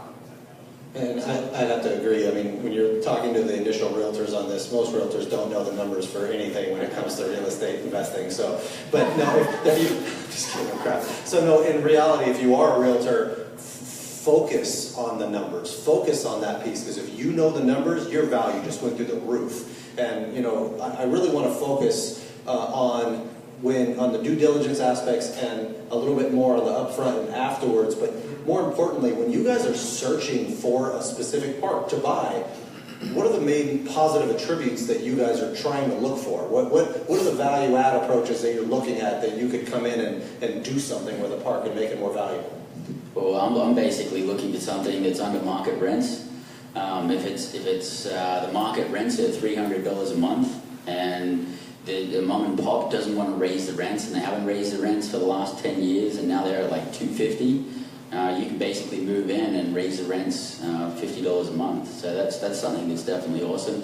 And I think one of the other better things, you guys might agree, is to fill a lot of spaces. It can be expensive depending on how you do it, but it adds a lot of value to the actual park. So I like to buy a park that's 80% occupied, and then fill those 20% with homes and get tenants in there and bring it up to 100% occupancy. What about you guys? What do you guys look for? One other thing I look for is utilities not being passed through or misread. I mean, you can look at someone's P&L and they've got $50,000 with electrical and they collect $12,000. Right there, you can shift that from one part of the income statement to the other. So passing through billing utilities, improper management, which kind of leads to what you're talking about. I mean, rents are all over the place. They're not properly monitoring things. Just stuff that needs to be cleaned up. I'm not looking for the 5-star park that's got 9% occupancy that's at 4 count. Okay. Me, okay, so you guys want to do a lot of work? How much time do you have? That's a huge factor. If you're going to do a turnaround, it's going to cost you an arm and a leg. It's going to cost you a lot of time and a lot of money. So to fill it now, that's going to give you the better return. But frankly speaking, for me, that's been the biggest thing. But on the other ones have been really buy them and make money from there on. That was great. So I guess if you get lazy, that's probably the better way to do it. But if you want to really have a big payday down the road, you got to buy something that is maybe 150% occupied with a lot of quirky things on the P&Ls and, like utilities and things like that, like what everybody discussed here. That's how you get the bigger value. But you get a nice property too on the other side, you might as well just buy that and pay a little more. And you can be tweaking it a little bit at a time every 6 months or whatever. And if you're 50% occupied, then, you know, it's a lot harder to finance and it's a lot harder to actually get into it too. Yeah, So. a little bit about finance, and then I'll take your question. If you buy a park that it's 70% or less occupied, you won't find a loan. It's better to get a loan for 3 million plus. Under, you know, any properties under $1 million, under 500,000, $1 million, $1.5 million, those are hard loans to do. A lot of people in the space. A lot less commercial lenders in that space specifically. Yeah. So it makes it hard. Like my last deal in Cheyenne, Wyoming, I bought it directly from the seller. The seller had appreciated the property to the bone. So basically, it was a seller finance, 30% down. Didn't go to the bank. It was incredible. And so now, and then my 30% down went to an exchange account. And then he exchanged that into another property in Colorado. So he was going to get hammered on capital gains. So he had to seller finance again. And for me, that property didn't qualify for the bank. But I took it. You know, it's doing great right now. So. Are there any kind of construction loans you see out there for these types of parks where you're going to add a bunch of parks or anything like that? I think one of the biggest things that I see, we'll go to the question first. Sticking with the value add theme, we actually do a lot of debt financing on MFCs and multis. What are your thoughts on community amenities and how much of a premium do they command for your rents and your bottom line? And is it worth going in and either adding amenities or looking for parks with shared amenities? And then maybe a second question is, are there any sort of like low cost tricks or value adds that you do when you buy a park? I had a client that would just go in and give brand new mailboxes, but they were all matching, right? And so it sort of just brought the community a little bit of a likeness and a feel to it. Is there anything like that that you would recommend when you're looking at parks? I don't want amenities at all. I don't want a swimming pool. I don't want anything. If it's there, I want to fill it in. I personally don't think for the parks that we invest in that it adds any value to their life at all. It's actually a liability, and I would prefer not to have that. And as far as like things to actually add to the community to make it a little bit better, I think internal signage like street signs, solar lighting, that can be a pretty cheap and effective way, and also entrance signs. Although I will say that we've got some other operators that we invest with that have the complete opposite point of view and love putting that stuff in, love doing barbecues and things for the residents on Friday. They are trying to build a community. So there is a plus side to it, but you bring on more risk. You have to make sure that plus side that you get warrants the extra risk. So we're going to talk about the two types of communities. There's affordable housing and there are lifestyle communities. Lifestyle communities have pools and shuffleboard, and barbecues, tennis courts, and all that kind of stuff. I mean, statistically, a lot of like swimming pools, 5% of people use them. They're a liability. A lot of park owners like us, if there's one, we fill it in and put a basketball court. Is the insurance more expensive? It's very expensive. Pools, drowning, the fencing, I mean, bacteria, I mean, it's crazy what you do with pools these days. We've clubhouses, we board them up. Right. We've added a playground for the kids. Yeah. We've added like a sandbox for volleyball. We have that. And we bought some school was closing here at Riverside. We bought a nice commercial grade playground set and shipped it over there. And we haven't put it together yet, but the equipment's there. Rusty. And it's good. But you make those improvements are good. I think street signs is good, lighting is good. When we started adding a lot of homes, the Midwest Energy, when the Edison electricity company, they came out and they started upgrading our transformers. And as a result, we started to get the 40-foot light poles. And that was a huge upgrade to the property. It looked way nicer instead of the old ones that are kind of tilted. We get the nicer ones, it's clean. So things like that started to look better. I would actually invest in roads. Roads is a big capex. And instead, once you're full, then you could.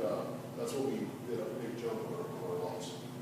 I think that's something, talking about the value add piece, is something a lot of investors make a giant mistake on. I see it all the time on the multifamily side where, they don't allocate enough money for the capital expenditures. They think that things are going to cost less than they do, and you really need to buffer those things and get a really good understanding of what things cost. Because like when when I see, prospective multifamilies, for example, I know in my other units that are 2 bedrooms, 1 bath, to redo the whole thing, it's going to cost $6,500 to $7,500 each one for every unit. But a lot of people are saying, oh no, it only needs $3,000 and that's it. But $3,000 in a unit is paying carpet if you're lucky. And so, a lot, and allocating money for the grounds and the solar lighting and all these, and the playgrounds and the extra, grass or whatever you want to put into this thing to spruce it up and the signage, a lot of people really underestimate that cost. And I think it's extremely important to make sure, especially if you're new, that you buffer the crap out of that. And even if you're looking at a lower rate for yourself, put that extra buffer room in place and raise additional capital so you don't get stuck all of a sudden not being able to improve a park the way you really wanted to. I'll say one of the biggest ones that struck me is tree removal and tree trimming. Jesus. I mean, I had no idea what my parks are in Tucson. There's not a whole lot of growth. And to just trim these things, get rid of it, it's phenomenally expensive. I was looking at a multifamily like that had pine trees. All of the owner just happened to like pine trees. He owns 6,500 units across the U.S. and had a 100-unit property that had 52 pine trees that were overhanging the roofs that needed to be taken out with cranes. And it was going to literally cost $150,000 to $175,000 just to remove the trees. And I'm like, well, that just killed the entire deal, So, I mean, trees, and especially from your insurance perspective and things like that, your insurance company will make you move those trees. They'll make you cut everything back, especially if they're overhanging. Now, the roads, I have a lot of inverted speed bumps. I'm going to fix these and I slows you guys down. What's that? Fix them. What about value add from pricing? I know you mentioned that you charge a termination fee. Or what other types of revenue opportunities are there? Billboards, cell phone towers, or what other types of things you guys do? Yeah, we have transfer fees, like moving around. We have non-compliance fees. We probably bill about $800 to $1,200 a month just on. So basically, if you have dirt, if you have debris, we come out. One of our managers comes around, leaves a little note saying, "Hey, you have Hallmark card. You have 48 hours. Otherwise, we'll pick it up and we'll bill." So we always bill. So in 48 hours, if it's not picked up, then we warn. You go ahead and give them a check off, and then the statement the next month we'll send them a bill. We do that. We've done storage, so we actually will bill for $600-700 if you have a lot of trash outside. If you have like toys and bikes, furniture, barbecues, hey, we'll build it for you for $700, and then we'll charge you $50 a month, $35 a month for the use of the storage, and it's right outside your house. Does that work?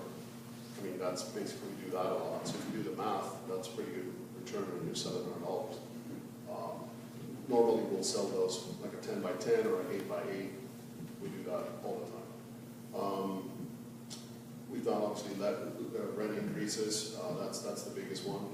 And the utility pass-through is big. We always do that. But we don't make money in utilities. But we make utilities on the admin fees. We charge administration fees for reading the water meters. Well, we don't even read the water meters now. We got some killer water meters. It's all electrical. I mean, it's all radio frequency. It's all red, and it's pretty awesome. So, but yeah, there's a lot of streams.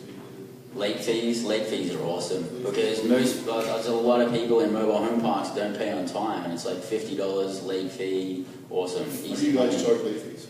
$50 if they haven't paid by the 5th. It's $50 flat. We did it's $30 on the 6th day and then $1 each day after that, and it just became an accounting nightmare. And it didn't really give people incentive anyway, so it's like $50 straight out of the gate. That's it. Laundromats. What else we got? Non-sufficient funds fees, extra person fees, pet fees. What about the land? I mean, you own a bunch of land. Is there any other ways of using the land? Storage. Self-storage, or? I've found that basically my late fees over time equal out to what I lose my cost of evictions and people cutting out and watching utilities and stuff. It looks like a profit center, but at the end of the day, it seems to kind of even out.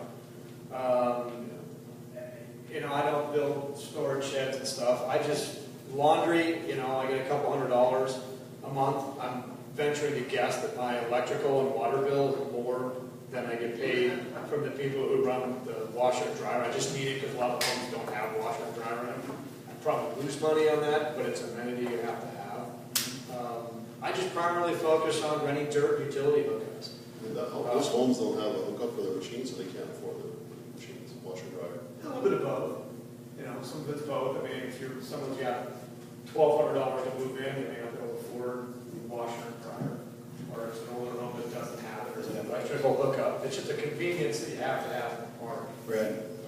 Here, then here, then here. How can I raise your fees? As often as possible. Rents or fees? Once a year, once a year.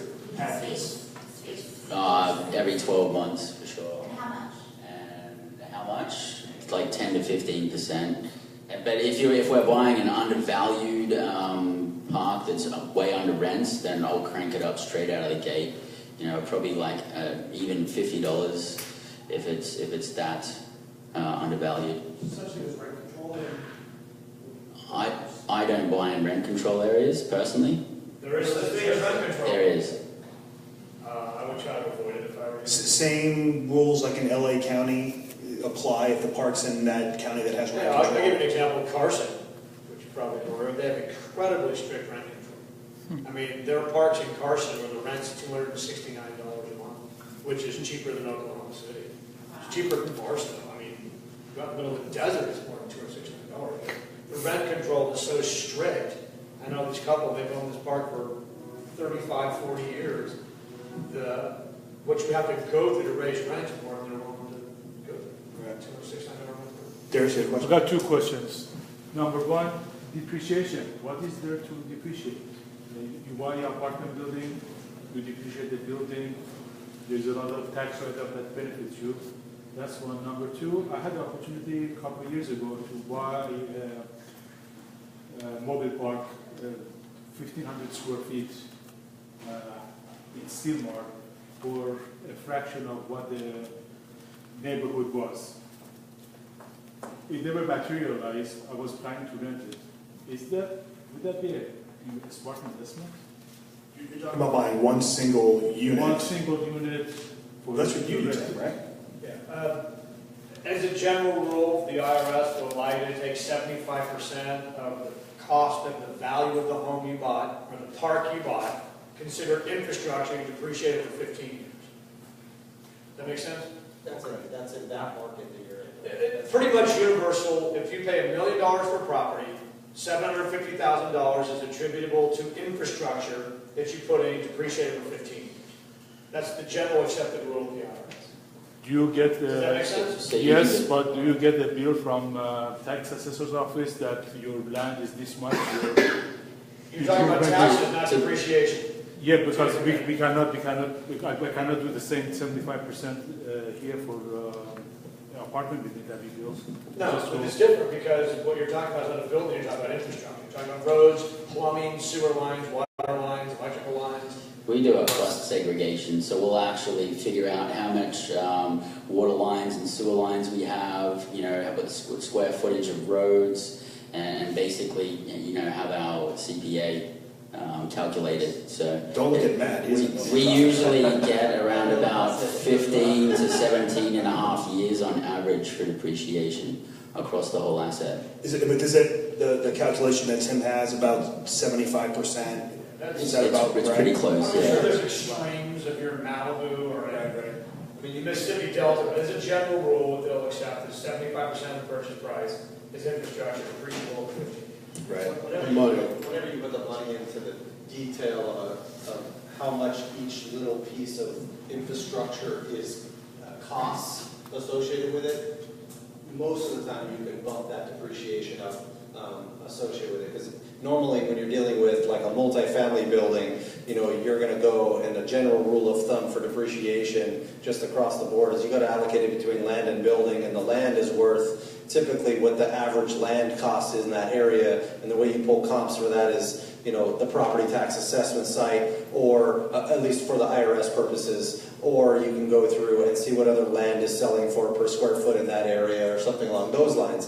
But when you're dealing with buying land. You're basically, in this case, you're buying the land along with the infrastructure that's in place that's already been developed on the land. And so that's where he's coming up with the 75% figure associated with that. But in reality, if you were able to break it down into detail, you can take, you know, a lot of that infrastructure, and most roads and concrete and things like that and fencing and that kind of thing has like a 15-year useful life according to the IRS. So you can break those things apart and depreciate them at a faster scale than maybe some of the other infrastructure that might be. Is it 27 and a half years on that piece? I'm not sure. Building on there, if you have a 10-plex. Well, yeah, then you're good. Different, but just The land building allocation. Actually, 39 years for commercial. 39. Yeah. 35%, 15 years.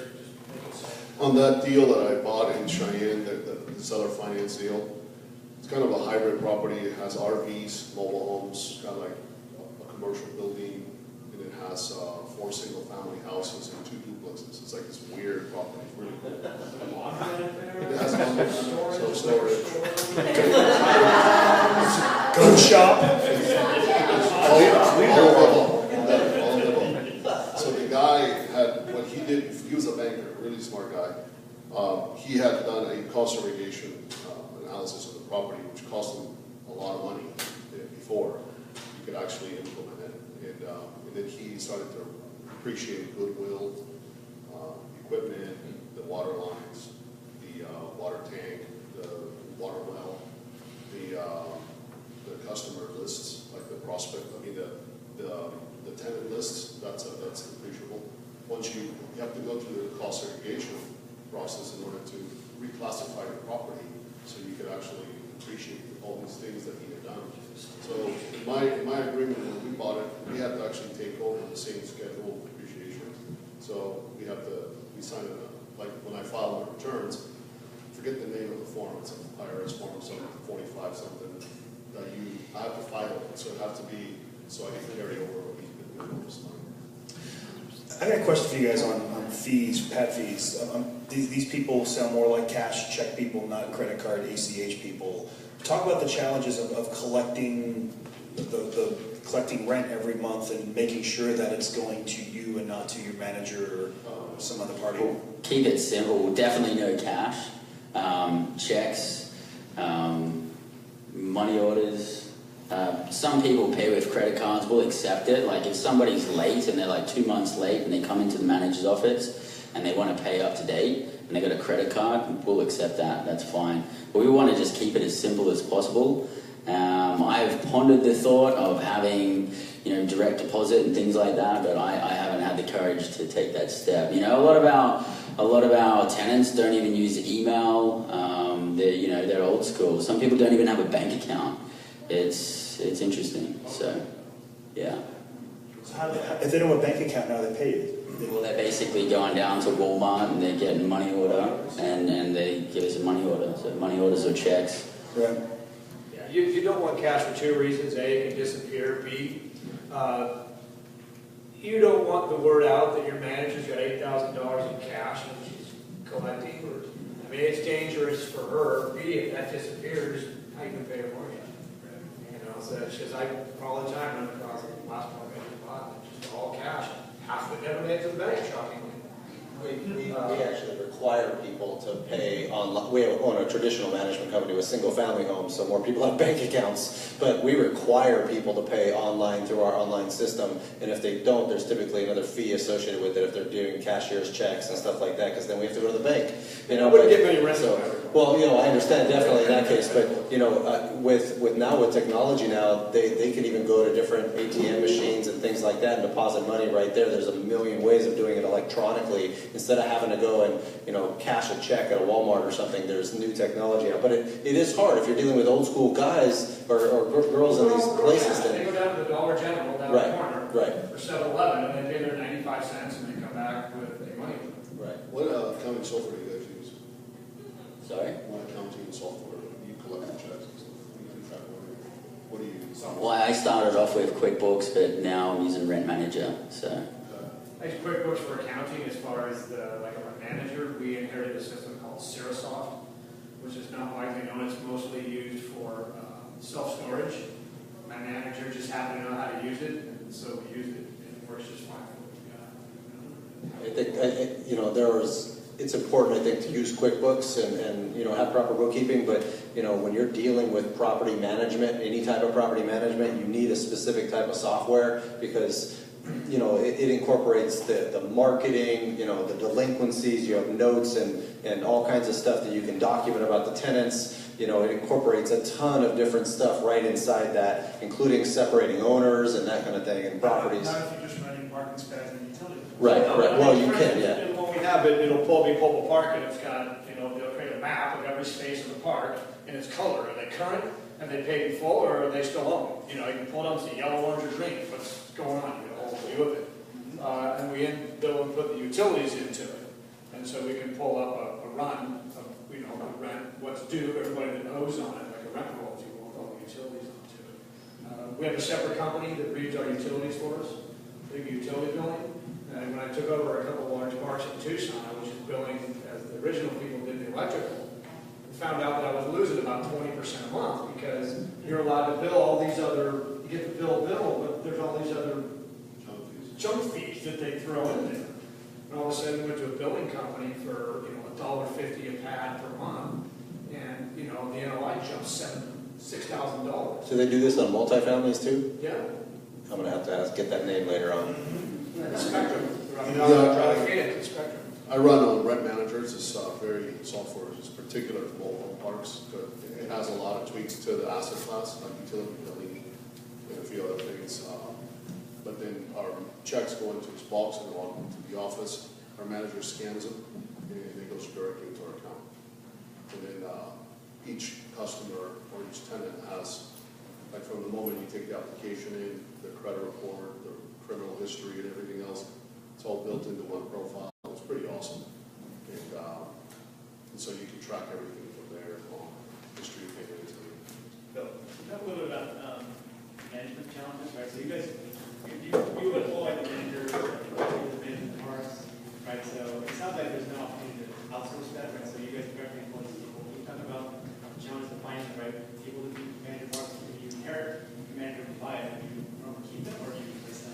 It's guilty by association. If the park is poorly managed, well, you're probably not going to keep the manager that's there. But if it's actually being managed pretty well, and there's other opportunities there, then it's worth looking into to keep a manager. We typically like to have managers that live in the community. If they live there, they're more closer to the environment and they actually care more about, and they can also see what's happening all the time. But, you know, managers, they live at the mobile home park, so there's a lot of challenges that come along with that too. That, you know, without being like me, sometimes they're not the brightest people. I've had some challenges with managers where you give like a really clear, concise instruction, like go take a video of the house at space number 123, and then they come back with a picture of a cat. And it's like, what's this picture of a cat? Oh, isn't this what you want? No, I actually wanted a picture down at number 123, you know, so, and that stuff happens all the time. It's like, I gave such good, clear instructions, and like, I don't even know what you're coming back to me with, like. But you have an impressive collection of cat photos, I'm guessing. Yeah. Tell me about you guys. I took a unique approach to it. I've got a little bit of economy of scale in the Tucson area of my parks, and I've found a very good manager. She has a history in property management, law enforcement. She's not scared to carry, open carry, when she goes around the bars. That's Arizona. And she started getting recruited by a number of the large operators around there with a lot more resources than I did, and I didn't want to lose her. So what I did is I formed my own management company, made her a 50% owner of it. She's never been a 50% owner of anything. And basically, we manage our properties, and we take it on other properties we manage, and I give her the majority share of the income that comes in. So the harder she works, the better she does, the more she makes. It's not a profit center for me. It was a way to tie her to me so that she didn't want to leave because she was given something she'd never had before.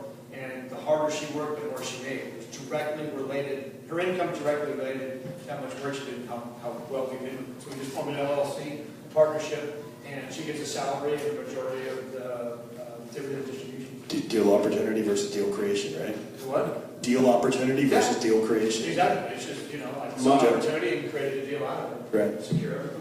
And She's got a gun, so you're not firing her anyway. Yes. What was that? I'm sure that property that she's 50% of the entity that entity owns not much, right? At the end of the, It's okay. It's a joke. Last question on Yeah. that. So I started with one manager was a disaster. The second manager was even worse. My third manager was a couple.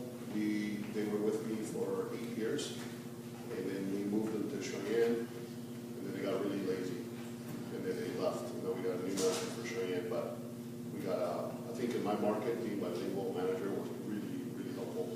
And then my living in the park, and then my maintenance guy also living in the park. And my maintenance guy's been with me since 2009. Okay, so we're running after 9 o'clock here, so we're going to go ahead and cut it off. First of all, great questions tonight. It's funny, I just read through the list, and I think everything that we were going to talk about, there was a question that was asked at some point in time. So thank you guys for participating. But hey, thank you guys for answering questions. Get a big round of applause for these.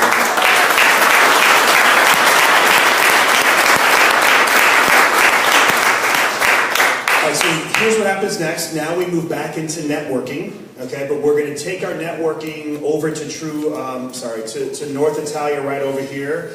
We do have to clear this space out because we've got literally custodians wait for us to leave so they can finish cleaning. We asked them not to vacuum during our panel. Right? So the sooner we can get downstairs, all three of these guys are going to go across the way here, including Matt and I. So if you got questions, we can do that over there. One other last thing. On the table back there, there's a bucket. Our Keller Williams office is set a goal to raise $40,000 for the people in Houston, and as we talked about, that's big. So if you guys have a couple bucks in cash, you can drop in the bucket. We really appreciate that from Keller Williams. And next month, we're doing our economy panel. RSVP soon is going to fill up quick. Thank you guys for coming. We'll see you over at North Italia. Still hot.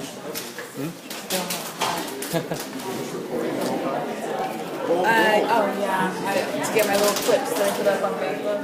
Yeah, I'm tired. So I don't have the cord with me, but yeah, you're getting it back. Don't worry.